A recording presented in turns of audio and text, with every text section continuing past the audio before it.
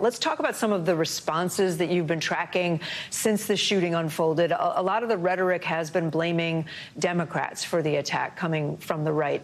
What is the reasoning that's being used, and then how are Democrats responding to that? Good morning, Kate. Yeah, that's right. Several Republican members of Congress have directly blamed President Biden, the Democrats, and the media for the assassination attempt. They claim it was the result of overheated rhetoric about Trump and part of a campaign to jeopardize his safety. So, for example, Georgia Republican Congressman Mike Collins posted, quote, "Joe Biden sent the orders."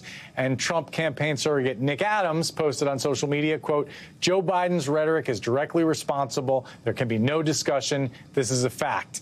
And then right-wing journalist Sean Davis wrote that, quote, "Deranged Democrats knew Biden couldn't win, so they incited one of their toadies to try and take out his opponent."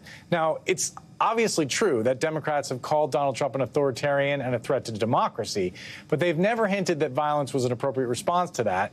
And of course, after this shooting, Democrats, including President Biden, have condemned it in the strongest possible terms, and they've called this political violence a threat to democracy. So that's where we stand on that. And experts are worried that this kind of rhetoric, increases the risk of more violence. Well, that's just what I was going to ask. Are you hearing from your sources, from people who monitor this kind of chatter online, that there are concerns about other political violence?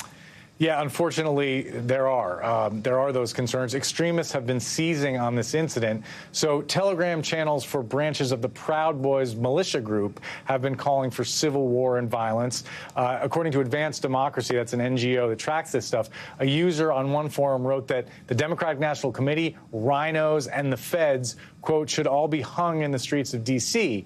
And users on a pro-Trump platform, Patriots.win, are calling for violence and civil war. One user wrote, "War now.